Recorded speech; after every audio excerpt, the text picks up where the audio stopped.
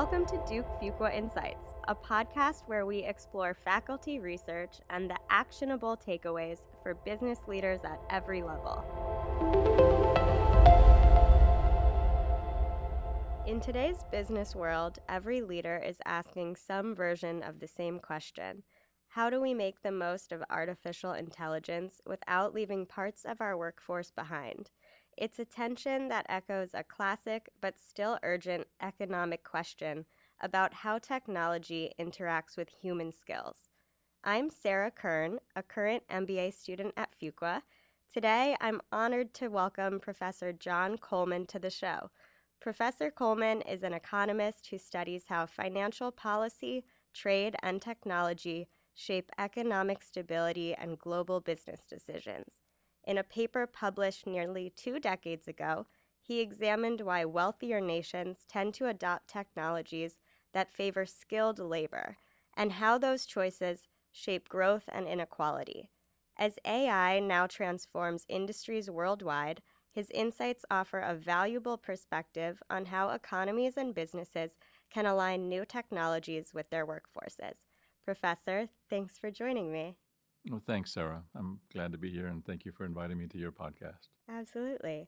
To start, I'd love to hear what first drew you to study how countries differ in their use of technology. Well, this particular paper, The World Technology Frontier, was written by a co-author of mine. We've written a few papers together, Francesco Caselli, who's at LSE currently. And I'd recently completed a paper with him that dealt with differences in per capita income between the northern and southern regions of a country. In this particular paper, we studied the United States, noting that 100 years ago, the South was much poorer than the North, but in the subsequent 100 years, the South per capita income caught up to that in the North. When we wrote our paper, the common explanation relied on impediments to the flow of resources. That just made no sense to us. This is the United States. People can more or less freely move and capital can move. And any impediment should have been overcome in a much shorter time period. So we offered an explanation in which the disparity of incomes 100 years ago was consistent with an optimal allocation of resources. Anything could move at any point in time. They just chose to allocate themselves so that you have the differences in per capita income. So in particular, you didn't need to rely on any impediments to the flow of resources. The World Technology paper approaches the different rates of technology adoption around the world from the same perspective. We wanted to explain why countries optimally choose the technology that they're using so that a poor country optimally chooses to adopt what seems to an advanced economy to be a backward technology, but there's a reason for that. The prevailing literature 20 years ago examined the issue from the perspective that impediments to technology adoption explains why different countries adopt different technologies. We wanted to develop a story that did not rely on such impediments. And this was the motivation for this particular paper. Very interesting. And I know your paper describes how different countries sit on different points along a world technology frontier. Could you walk us through what that frontier represented at the time of your research and then how you describe it today? Sure. The basic idea is that advanced countries, which are those that develop new technologies through time, choose to develop technologies that can best be used with the mix of skilled and unskilled labor they have at the time. The history of technologies is thus the history of technologies most suitable to a mix of skilled and unskilled labor that advanced countries had through time. Technologies developed a long time ago are most suitable for labor that is mostly unskilled, whereas technologies developed more recently are most suitable for labor that is mostly skilled. Thus, a country that now has mostly unskilled labor will find it optimal to use the technology that is tailored to mostly unskilled labor, which is an older technology developed some time ago. They would be worse off by trying to use advanced technology that requires more skilled labor that they do not have. At a point in time, the world offers a technology frontier in terms of the suitability of a workforce that differs in terms of the mix of skilled and unskilled labor that they have, and countries choose an optimal point on this frontier that is appropriate for them. We call this the World Technology Frontier. Thank you. And given all roles require some level of skill, for those listeners who might not know, could you just explain what you mean by skilled and unskilled labor in the paper? Well, in the paper, skilled is sort of an educational based level of skill. You learn how to broadly apply different concepts to your life, and you're able to think sort of more, in more advanced or more abstractly, and how to make use then of in our case, AI, or back at that time it was more IT. Um, Whereas an unskilled person has far less education, sometimes not even a high school degree, so they barely, you know how to use a computer, and you can't put a computer in someone's desk who doesn't know how to program or can't use Excel or Word.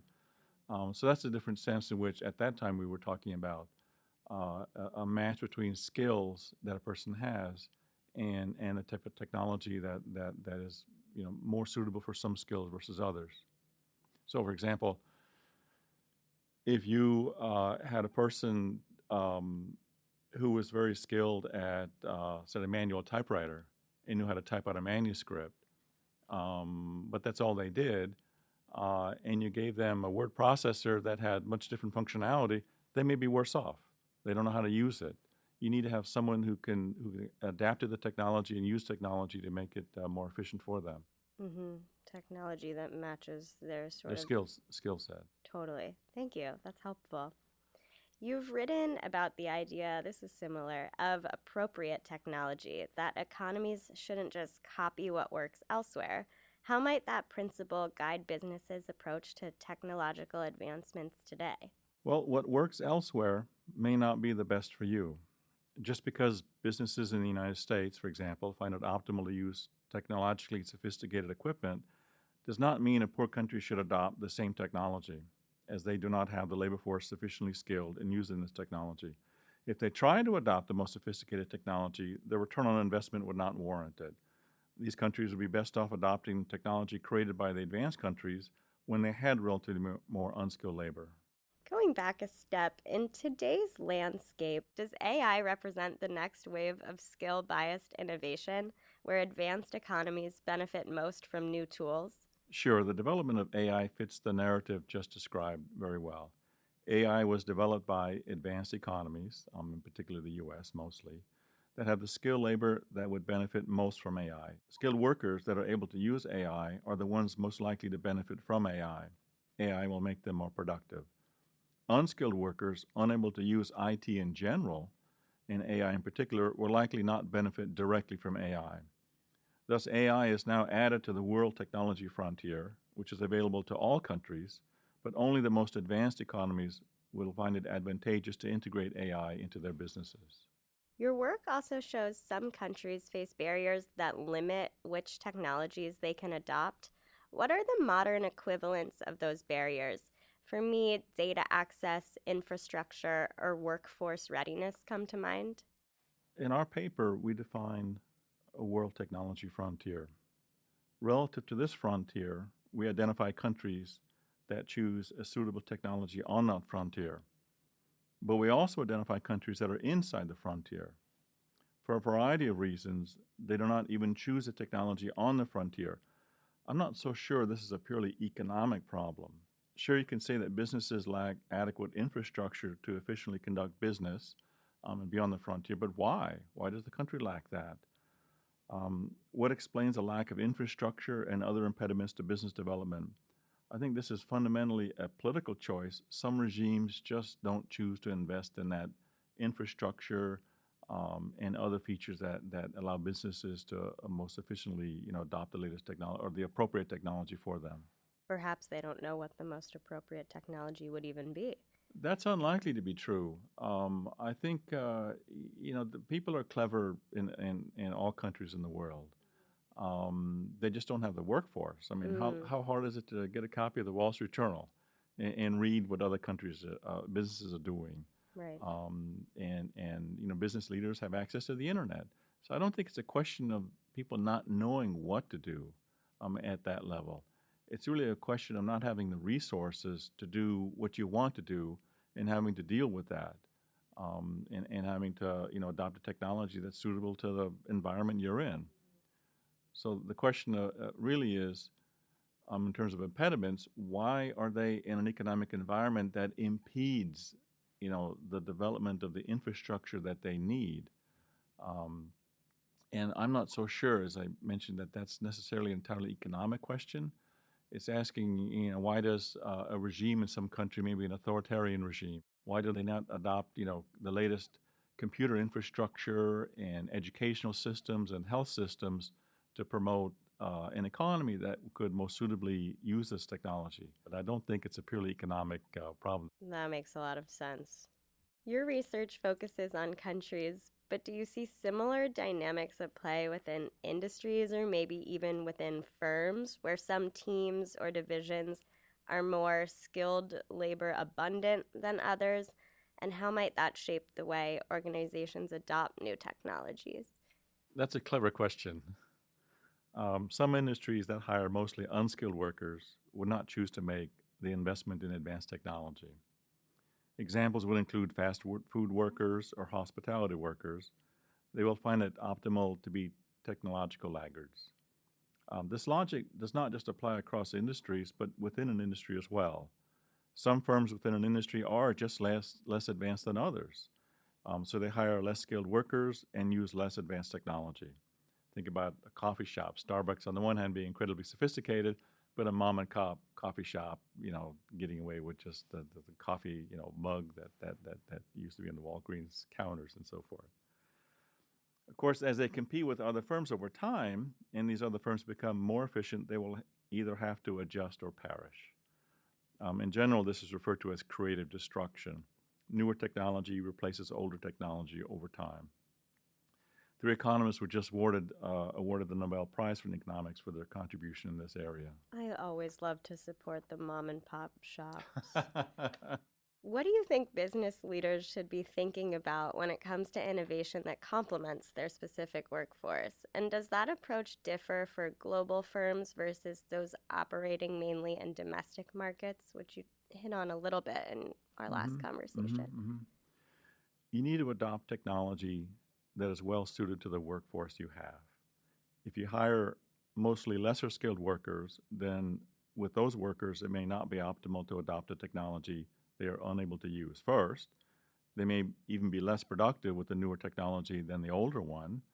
And second, even if they are slightly more productive, it may not be worth the expense. Adopting AI without a well-developed plan to integrate it into your workforce and doing so in a credible manner would likely be a disaster. On the other hand, more technologically successful companies may be successful in adopting AI and thereby pose an even larger threat to your business if you do not adopt. In the end, a technological laggard will likely go out of business and be replaced by a more technologically sophisticated company. That's progress. It's a little bit like steroids. If everyone on the team is taking them, you can't compete without them. Yes and no. The difference between that and steroids is generally in a competition, which is almost by construction a zero-sum game. Either you win or the other person wins. In the technology adoption scenario, where everybody's pushed up the technology curve, everybody can win. It's not a zero-sum game. Finally, John, as AI continues to advance, do you think the global technology frontier will narrow, bringing economies closer together, or widen, creating even sharper divides? That's a good question. Being able to march up a well-worn technology ladder that defines a world technology frontier has helped all countries. It gives them a path to success. At the same time, part of the frontier more relevant to advanced economies continues to expand, creating even more riches for the most advanced economies. Given the pace of this advancement nowadays, especially with AI, this is likely to lead to an even greater divergence of per capita incomes across countries. However, if less advanced countries continue to march up the frontier, this should be seen more as a long-term opportunity. Economics is not a zero-sum game. Initially, some countries will benefit more than others, but eventually all countries should benefit from the development of more advanced technology, such as AI. Thanks for joining me, Professor. Well, thank you very much as well, Sarah. It was a pleasure.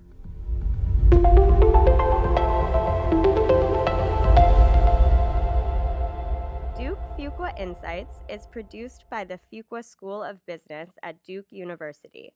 You can learn more at fuqua.duke.edu/podcast.